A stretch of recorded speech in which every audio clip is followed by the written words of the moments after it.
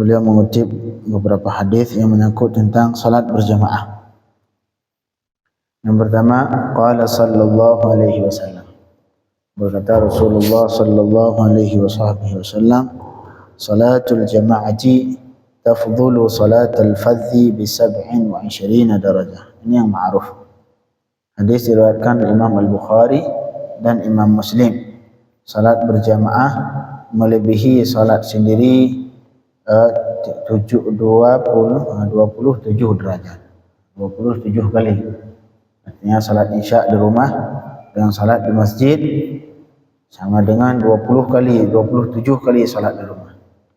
27 kali. 4 rakaat kali dikali 27, 20 kali 4, lumayan nanti. Makanya salatul jama'ati tafdhulu salatul fadhi bi 27 darajah.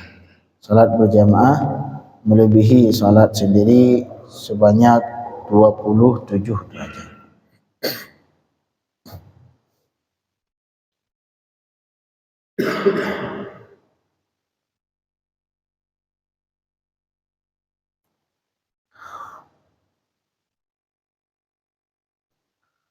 Kemudian Sayyidina Uthman berkata, dan ini juga sebagian diriwayatkan bahawa ini perkataan Rasulullah sallallahu alaihi wasallam. Hadis diriwayatkan Imam Muslim. Man syahidal isya'a, siapa saja yang menghadiri salat isya, artinya berjamaah, faka'annama qama nisfa lailah, maka seolah-olah dia mendirikan setengah malam. Ini salat isya berjamaah seperti halnya kita salat malam setengah malam. Wa man syahida subha faka'annama qama lailah, sedangkan orang yang menghadiri salat subuh di masjid, salat berjamaah, faka'annama, maka seolah-olah dia mendirikan semalam penuh. Semalam penuh, enggak ada yang sanggup salat semalaman penuh. Tapi cukup dengan salat subuh berjamaah, kita seolah-olah diberikan pahala oleh Allah seperti hanya salat semalaman penuh.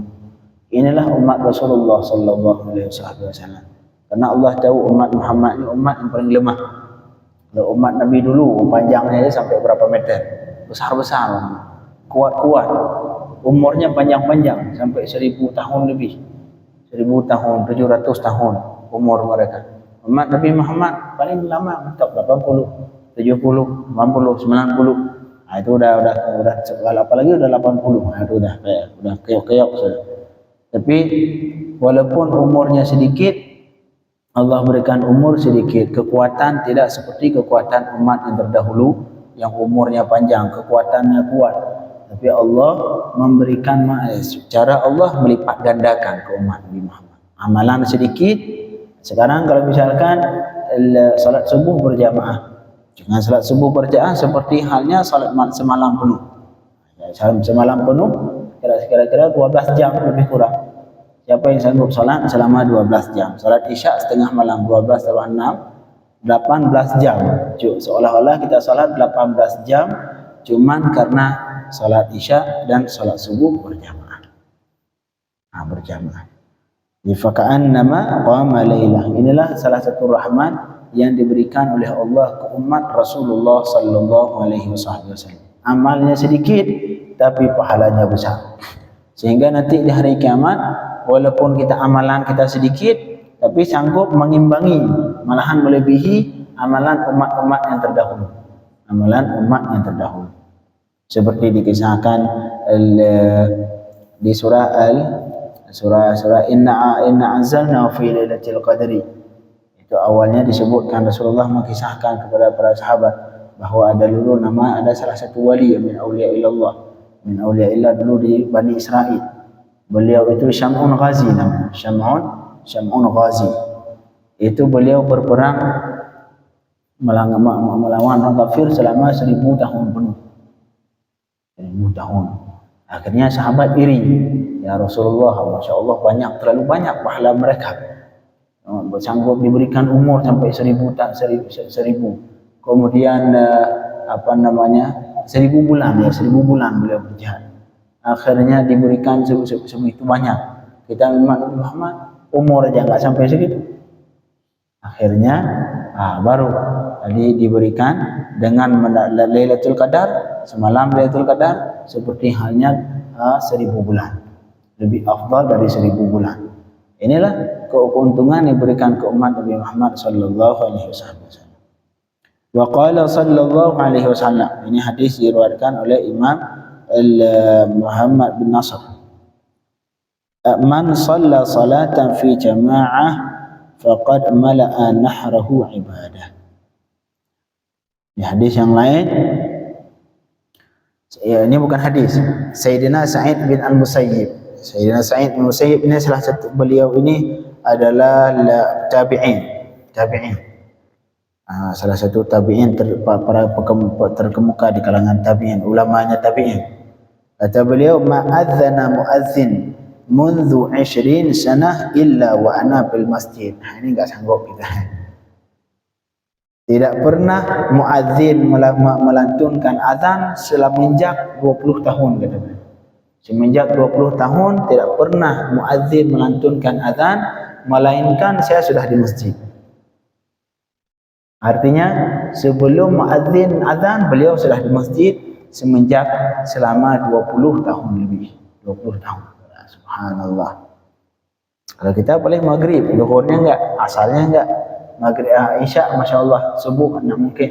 Tapi untuk isya bisa jadi asarnya enggak dapat, ataupun zuhurnya enggak dapat, ataupun dapat masbuk. Tapi Sayyidina Imam Sa'id bin Al-Musayyib, beliau semenjak 20 tahun tidak pernah diantunkan azan kecuali beliau sudah di masjid. Artinya beliau menghadiri masjid sebelum azan. Tapi alhamdulillah di jamaah kita banyak seperti itu, terutama salat subuh. Banyak di jamaah kita yang sebelum sebelum azan sudah di masjid. Sebelum azan sudah di masjid.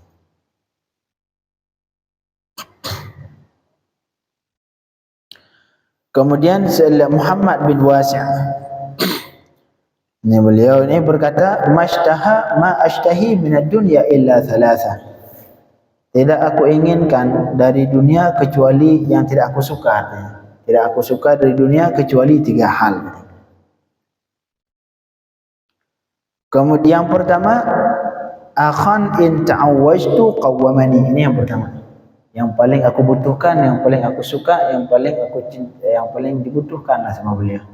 Yang pertama adalah saudara se-Islam, maksudnya teman. Jika aku membelok, ta'awwajtu belok, tergelincir melakukan kesalahan. Qawwamani, beliau meluruskanku kembali. Nah, ini kawan ini yang kita butuhkan.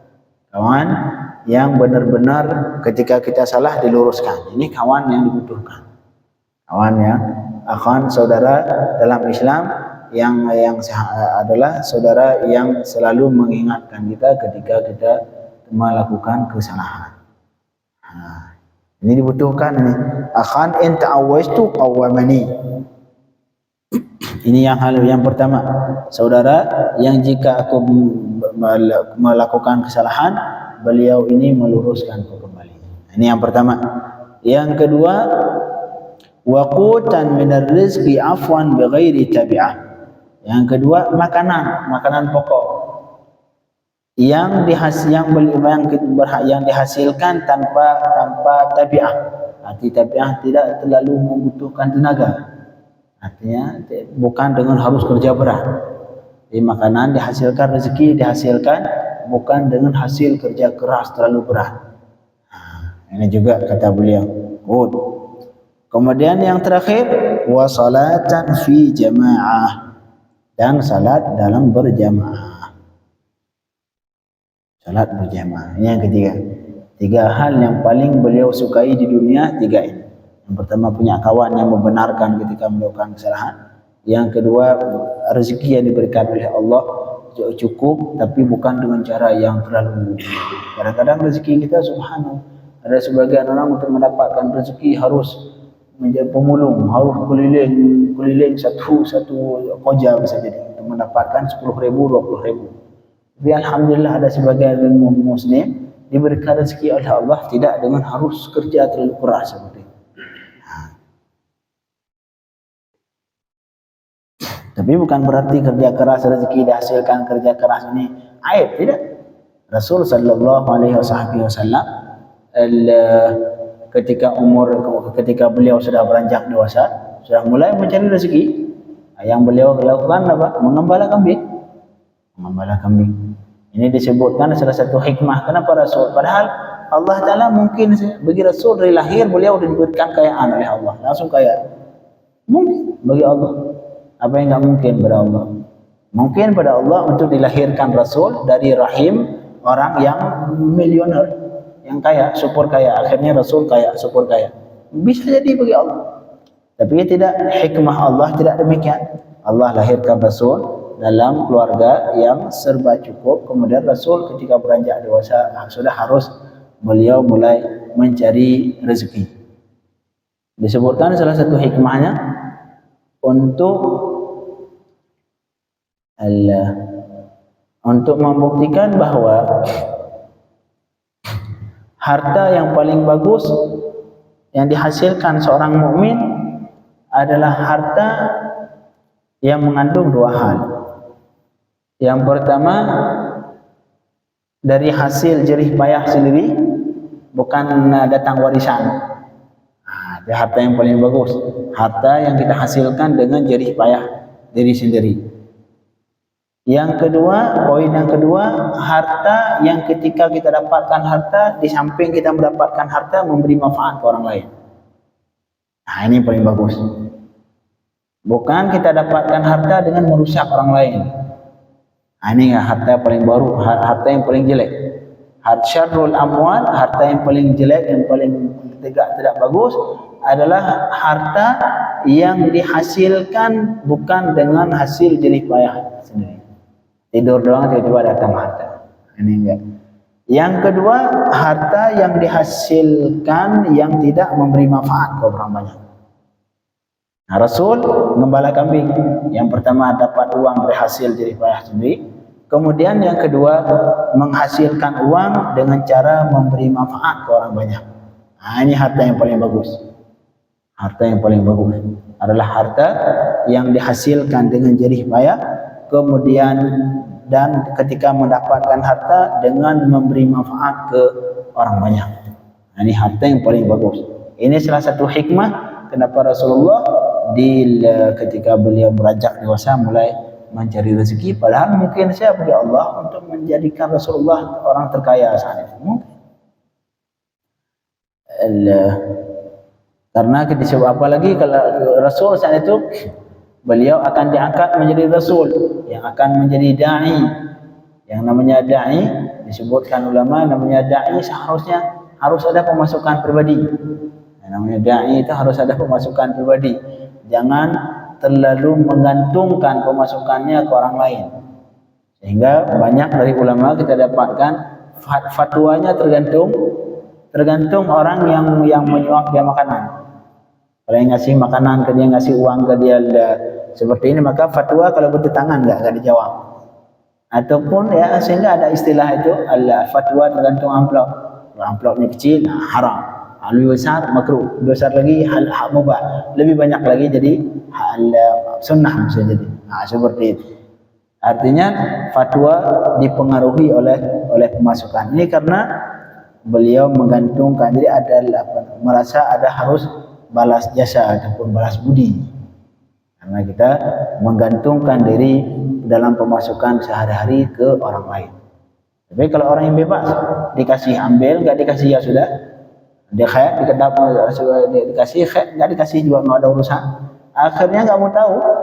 Jadi ketika berfatwa apakah itu tidak sesuai dengan si A, fatwa dia tidak disukai sama si B, tidak disukai sama si C, tetap fatwa haram, tetap haram.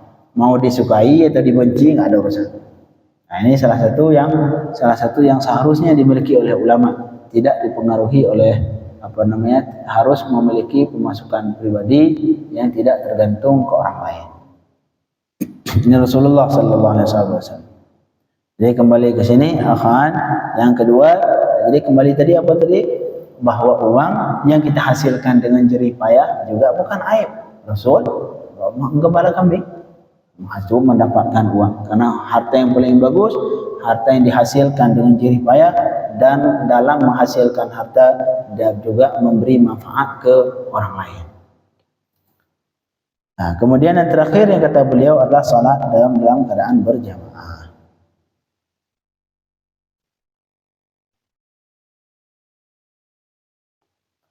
Kemudian diriwayatkan Abu Ubaidah bin Jarrah, beliau pernah mengimami satu kaum datang ke masjid, mungkin jadi imam beliau. Falamma sarafa, ketika selesai dari salat, qala ma zala syaitan bi anifan hatta raaitu anna li fadlan ala ghairi. Syaitan dari mulai aku salat, kata beliau, sampai sekarang masih menggodaku setelah saya imam ini. Masih menggodaku sampai akhirnya aku merasa bahwa aku ini merasa lebih dari orang lain. Aku sudah jadi imam. Yang lain ini masih belum lancar Fatihah. Ini yang paling bagus baca Fatihah di sini saya ada. Yang paling bagus suara saya ada. Yang paling alim saya ada. Nah, ini mungkin. Jadi akhirnya beliau setelah imam, syaitan terus menggoda sampai akhirnya beliau ada perasaan bahwa beliau memiliki lebih dari makmum. Setelah itu la ummu abadan, mulai dari setelah itu tidak mau lagi jadi imam selama-lamanya. Nah, tidak mau lagi jadi imam karena beliau khawatir timbul rasa ujub, timbul rasa takabbur dengan sebab jadi imam. Ulama dulu, subhanallah. Kemudian waqala al-Hasan la tusallu khalfa rajulin la yakhtalifu ila al-ulama. Ini yang perlu diingat. Jangan sama sekali engkau salat di belakang imam yang tidak pernah bolak-balik ke ulama. Artinya tidak belajar. Ini orang enggak pernah mendatangi ulama, tidak pernah mau belajar, tidak pernah belajar Fatihah, cara wudu, cara mandi, cara salat.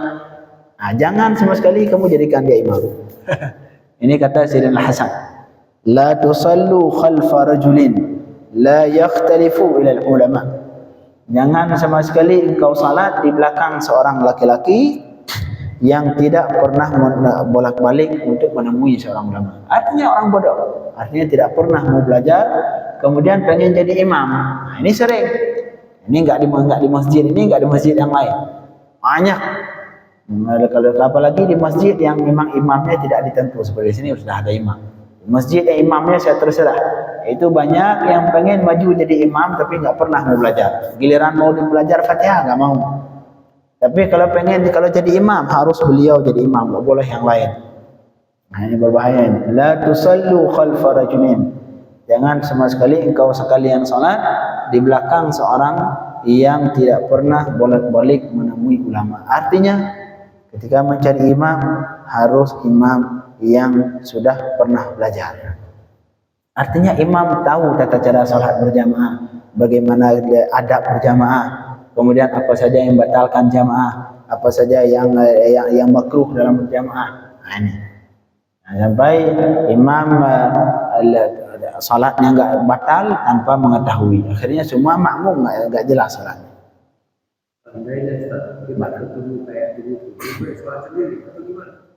Kalau yakin tidak sah, salah enggak usah ikut. Kalau misalkan kita yakin salat itu tidak sah, salat itu imam enggak boleh ikut. Soalnya ada yang biasa mau jadi imam kalau zuhur sama asar, maghrib sama isya enggak mau jadi imam. Kalau ketahuan Fatihah kali. Enggak tahu gimana. Wallahu a'lam. Ya, selama kita tidak meyakini salatnya batal, silakan ikut saya. Tetapi seorang jangan sama sekali kita menjadi imam di tempat yang di kaumnya kita enggak disukai. Ini ntar ada hadisnya. Ada hadisnya. Jangan sama sekali salat di tempat kita salat di sebuah tempat yang kaum orang di situ enggak menyukai gitu. Enggak menyukai banyak penyebabnya, tapi enggak menyukai di sini disebabkan oleh sebab syar'i. Seperti yang contoh tadi. Makmum semua enggak suka kalau dia imam, Fatihahnya enggak benar, rukuknya enggak sah. Nah, ini jangan. Ini salah satu orang yang dibenci oleh Allah. Salah satu orang yang dibenci oleh Allah adalah imam yang salat di sebuah tempat yang di situ jamaahnya enggak suka dia. Tapi enggak suka di sini faktornya karena syar'i, faktornya karena urusan syar'i, karena misalkan salatnya nggak benar. Tapi kalau karena hasud, sebagian saya nggak suka itu imam. Kenapa? Karena saya iri ke dia. Masa dia terus yang jadi imam? Ini enggak. Jadi faktornya faktor tidak disukai oleh makmum karena hal yang memang sesuai dengan syariat, karena bacaannya kurang benar, kemudian ilmu nggak ada, misalkan pengen jadi imam. Ini banyak, mungkin di masjid kita nggak ada. Coba Bapak datang ke masjid-masjid yang lain. Banyak manusia pengen jadi imam, sedangkan Fatihahnya nggak benar. Minimal Fatihah. Apalagi yang lain, kalau kita tanya rukun salat, rukun wudu, apa cara wudu? Wallahu a'lam. Jangan. La tusallu khalfa rajulin. Ini jadi kalau pengen jadi imam harus datangi ulama dulu, belajar dulu. Artinya belajar dulu, pelajari dulu syarat-syarat salat, rukun salat, syarat-syarat berjamaah, rukun berjamaah, sehingga jamaah benar-benar sah. La tusallu khalfa rajulin la yakhtalifu ila ulama. Jangan salat di belakang orang yang mendatangi ulama. Kemudian Al-Imam An-Nakhai, ini beliau ini juga beliau ini tabi'in juga. Kata beliau, mathalul ladzi ya'ummun nas bighairi ilmin mathalul ladzi yakilul ma' fil bahr la yadri ziyadatahu min nuqsanih. Perumpamaan orang yang menjadi imam sedangkan beliau tidak memiliki ilmu. Artinya tidak ada ilmu apa rukun salat, syarat salat, apa syarat-syarat berjamaah. Kadang-kadang imam nggak tahu syarat berjamaah. Asal imam aja sudah. Pokoknya benar baca Fatihah, apalagi yang bagus-bagus suara. Ini hati-hati. Banyak masjid yang jamaah cuma mau pokoknya yang suara bagus. Ini kesalahan fatal, kesalahan total. Syarat untuk menjadi imam harus orang yang alim. Nggak disyaratkan harus qari, harus qari. Kita kadang-kadang sebagian masjid pengen ria, pengen takabur. Jadi kadang-kadang sebagian panitia masjid ada sifat takabur juga. Apa sifat takabur? Harus diakui, oh masjid itu imamnya masya Allah suaranya bagus, iramanya. Jadi kita mendapatkan wow, dia merasa agung dengan mendapatkan imam yang suaranya bagus. Tidak. Dalam salat dibutuhkan ilmu, bukan suara bagus. Suara bagus plus. Kalau ilmu bagus, suara bagus, itu baru. Wow, sempurna. Tapi kalau suara bagus, hafid 30 juz. Suara kayak suara Muhammad. Fikih nggak pernah belajar. Rukun salat nggak tahu, rukun wudu nggak tahu, itu jadi imam. Na'udzubillah min dzalik. Saya pernah menemukan itu imam lagi salat Allahu Akbar, tiba-tiba mic, biasanya mic yang teruk yang dipakai. Jatuh mic. Ngapain dia? Perbaiki mic.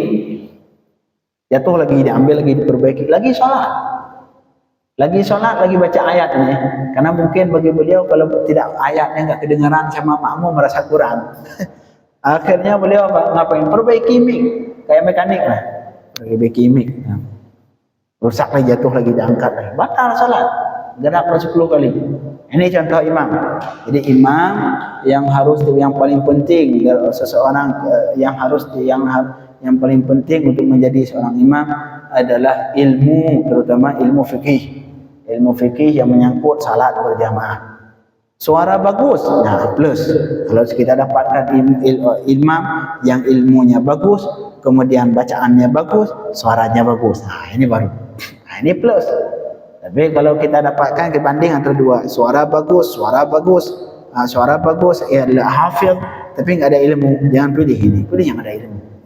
Nah, ini yang lebih dibutuhkan, Jangan sampai imam rakaat 5 rakaat nggak tahu caranya. Ini berbahaya juga. Seperti yang terjadi di daerah saya pernah lihat imam salat lebaran yang takbir 7 kali. Beliau lupa takbir dan kemudian menganggap beliau yakin kalau takbir itu rukun. Kemudian selesai baca surat semua, ditakbir 7 kali, makmum rukun. Ini contoh imam gak ada ilmu. Padahal dosen beliau, dosen bodoh, mungkin bukan bagian agama dosen beliau. Akhirnya beliau Allahu Akbar, makmum rukun semua belakang. Kemudian ketahuan yang kedua, yang seharusnya makmum sami Allahu liman hamidah. Beliau masih Allahu Akbar, beliau masih berdiri takbir 7 kali. makmum baru bingung, ini kok bangun dari ruku suara Allahu Akbar. Apa yang terjadi kemudian? Semua masjid batal salat. Satu masjid batal salat. Akhirnya ketawa makmum semua, satu masjid ketawa semua, batal semua salat. Ini terjadi karena imamnya tidak ini nih. La tusallu khalfa rajulin la yatakhallafu ila ulama. Jangan salat di belakang orang yang tidak mendatangi ulama.